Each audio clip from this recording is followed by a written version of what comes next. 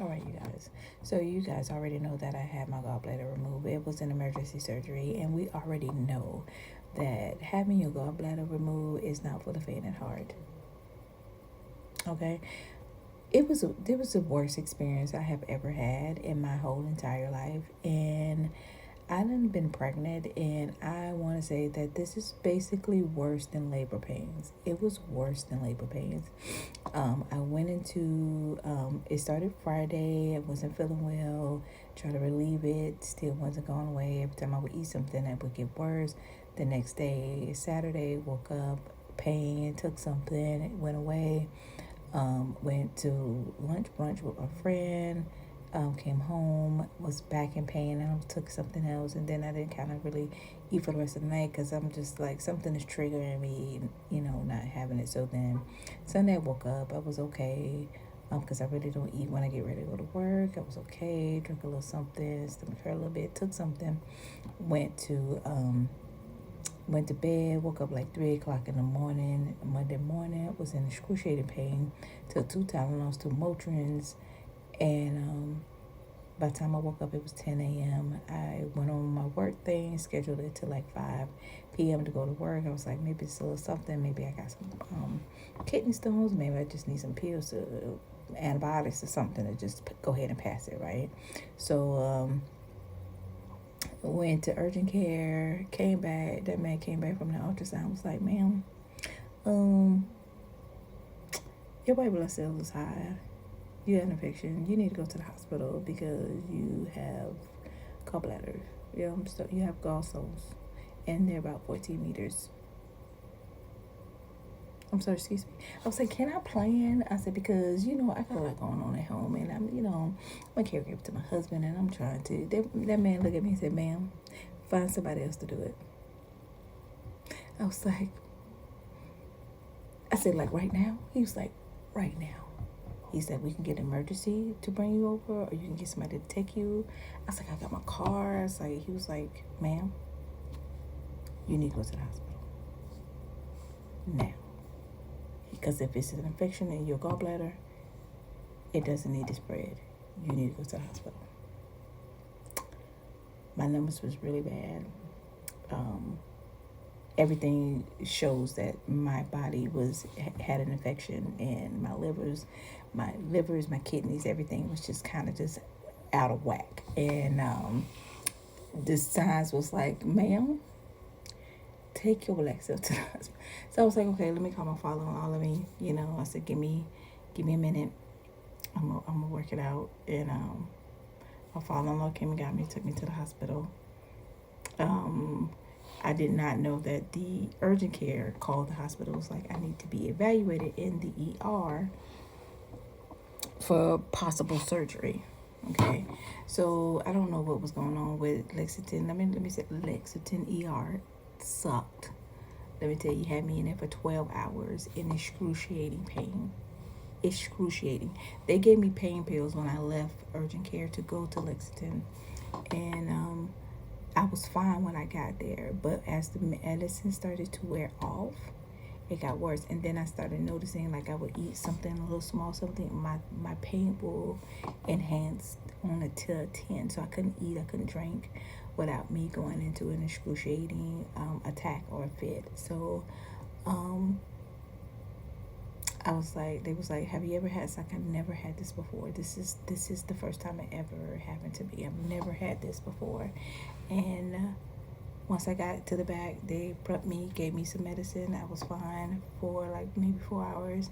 The doctor came back there, and he was like, hey, he was like, based off the ultrasound, it looks like you have a bad your stones or whatever. Basically confirmed what the ER was saying. And then he was like, I'm gonna recommend you for surgery, and we're gonna move you to the regular hospital and blah blah blah. So then the surgeon 2 hours came in, gave me some more medicine. They had to give me more medicine because by the time the other one had wore, the second one had wore off. Gave me the third shot.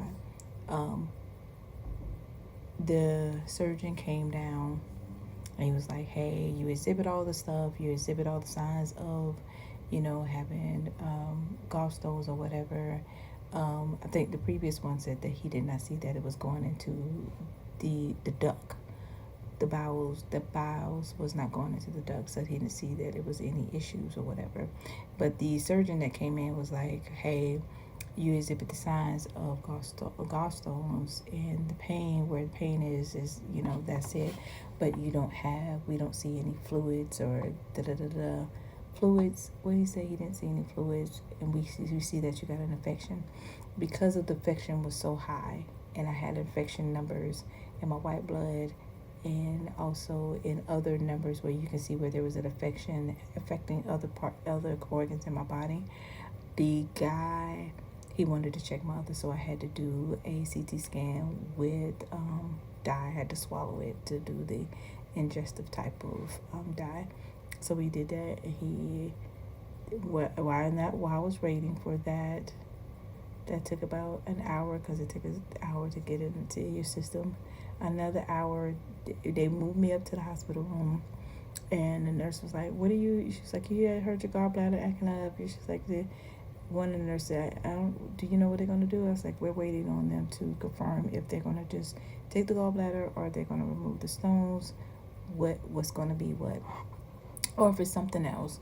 And then the head nurse that came in, she was like, "Oh, it's your gallbladder, baby. They gonna remove your gallbladder."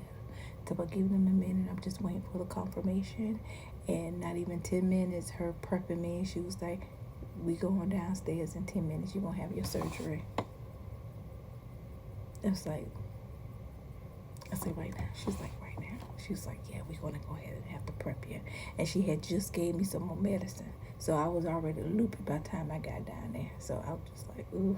So that happened in a matter of 24 hours of getting my gallbladder removed. But when I say pain,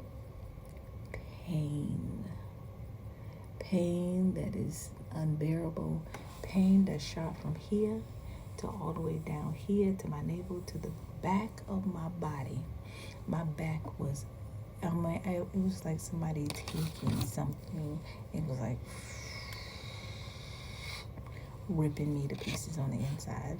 And I think because I was in pain for so long, and I was just trying to subside it from Friday to Saturday, and now it's Tuesday morning, and I think that my infection was getting bad and was affecting my other organs. So I gotta follow up next week, and we'll see how it goes. But basically that's how it all went down. It went down kind of like that. Now I'm after surgery, 4 days after surgery, and I think I'm good. I think, yeah, there it goes right there. It's healing. Those are pretty much good. And that one right there is good. I don't mind showing my stomach. That is good. Still a lot of soreness when I move. Shifting is stay medicated until you know that I try to get off of it. I try not to take it. And when I woke up this morning, I couldn't shift myself. It's hard to move.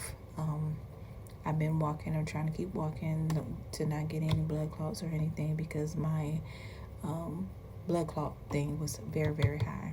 And they were taking my blood, and they had to rush. They had to do me twice, because as soon as they would take it, it was clotting. So it's just like I have to be mindful of things like that. So I've been just kind of just pacing myself, making sure I move, making sure I do things accordingly, make sure I have my pillow on and keep it covered and stuff like that. So I'm still on a liquid diet. I'm going to full liquids, where I can eat mashed potatoes and soft foods, but I think that I'm gonna stay on like maybe a liquid diet until my follow-up appointment, because I noticed I tried to eat a piece of bread and it didn't sit right with me. So I'm just kind of just riding the wave of it. So there you go. There's my story in my good mind, because when I was talking the other day, I was under narcotics. So yep, there you go.